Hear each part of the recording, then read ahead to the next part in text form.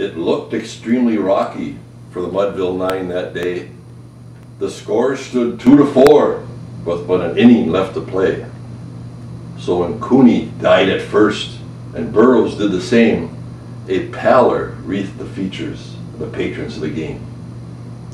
A straggling few got up to go, leaving there the rest, with the hope that springs eternal within the human breast. For they thought if only Casey could get a whack at that, they'd bet even money with Casey at the bat. But Flynn preceded Casey, and likewise so did Blake. And the former was a puddin', the latter was a fake. So on that stricken multitude, a death-like silence sat, for there seemed but little hope of Casey getting to the bat. But Flynn let drive a single, to the wonderment of all, and the much despised Blakey tore the cover off the ball. And when the dust had settled, and they saw what had occurred, there was Blakey safe at second, and Flynn a hugging third. From the gladdened multitude went up a joyous yell. It rumbled in the mountaintop, it rattled in the dell, it struck upon the hillside, and rebounded on the flat. For Casey, mighty Casey, was advancing to the bat. There was ease in Casey's manner as he stepped into his place. There was pride in Casey's bearing and a smile on Casey's face. And when responding to the crowd, he lightly doffed his cap. No stranger in the crowd could doubt 'twas Casey at the bat.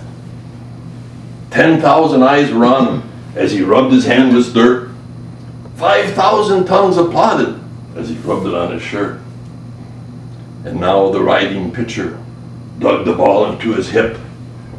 Defiance glanced in Casey's eye, a sneer curled Casey's lip. And now the leather-covered spear came hurtling through the air, but Casey stood a-watching it in haughty grandeur there. Close by the sturdy batsman, the ball unheeded sped.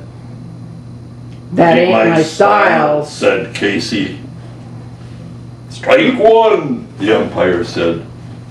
From the benches black with people went up a muffled roar, like the beating of the storm waves in the stern and distant shore. Kill him! Kill the umpire! Shouted someone in the stands. And it likely they'd have killed him had not Casey raised his hand.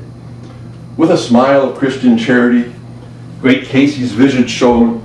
He stilled the rising tumult. He made the game go on. He signaled to the pitcher, and once more the spheroid flew. But Casey still ignored it, and the umpire said, "Strike two!" "Fraud!" cried the maddened thousands, and the echo answered fraud. But one scornful look from Casey, and the audience was awed.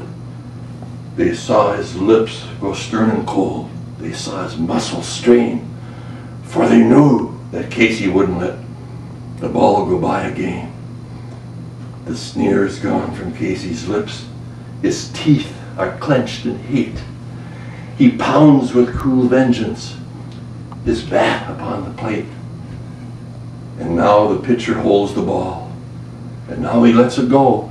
And now the air is shattered by the force of Casey's blow. Oh, somewhere in this favored land, the sun is shining bright. The band is playing somewhere. And somewhere hearts are light.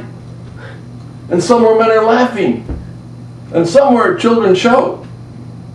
But there is no joy in Mudville. Mighty Casey has struck out. Aww.